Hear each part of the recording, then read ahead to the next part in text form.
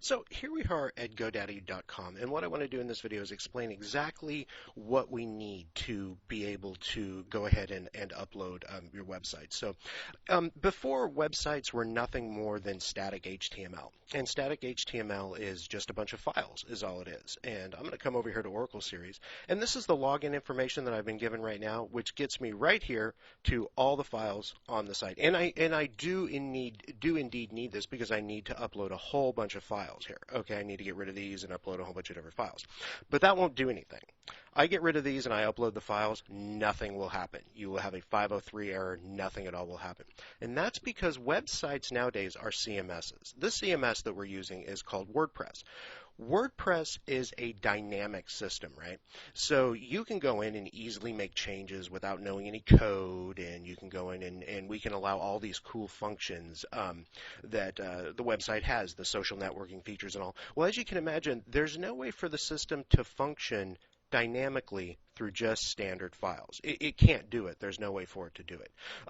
It needs some way to make changes. It needs some way to make updates. It needs some way to store information, because these files right here are files that are modified by humans and then uploaded. A computer, the server, can't change these. They can't do anything with these. So it requires what's known as a database. And what we use is a MySQL database. So I'm going to show you what I need access to. Here's GoDaddy. And you come right over here. We're just at GoDaddy.com. And you just come over here at the top and click Sign In. And this is where you sign into your GoDaddy hosting account. Once signed into the hosting account, you are presented with a screen like this. And I come in here to web hosting. And I click Launch. And then I come over here and I click Manage, and I come down over here to MySQL databases, and I create a MySQL database using the MySQL database wizard.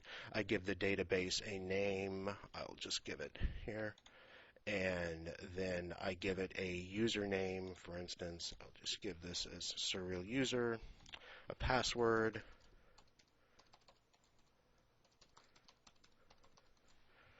and I click Create User, and then it comes to this screen right here, and I take and I give it a bunch of privileges that allow it to talk to the database.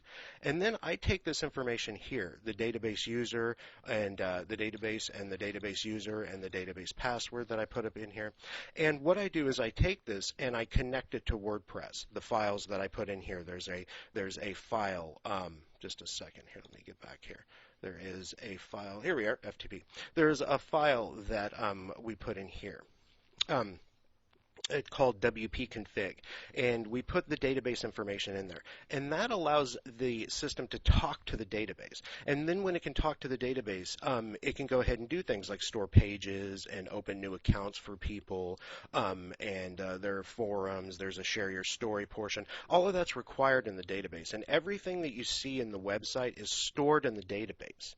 All of the content is stored in the database. None of the content is stored in these files. You can think of these files right here in modern web design as nothing more than a skeleton, a framework is all it is in the CMS. It has no content whatsoever in it at all.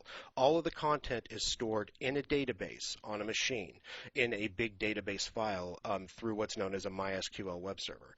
And all GoDaddy accounts have MySQL servers attached to them. So if you have a GoDaddy account and you have hosting on GoDaddy, you've got a MySQL website. But without a database, as you can see, there's absolutely nothing that we can do to launch the site. So we need to have access to this panel because we need to create a database. Then we need to come over here to phpMyAdmin and import the database, and then update the database with an update script that is going to change the development links that say century7/development/Oracle Series to oracleseries.com, and then we can take the site live. But until we can actually get in here and access the databases, and access and import the database in the GoDaddy hosting account, unfortunately, we can't really do anything. So we need, from GoDaddy.com right here, we need the sign-in information, the username and password. And the username can be either a username or maybe your customer number. Either one will work, and then the password for the account. So if somebody just needs to come to GoDaddy.com and then find out what the sign-in information is, and then forward that to us, and we'll have the site launched within an hour. So if you have any other questions or anything, just let us know. Thanks.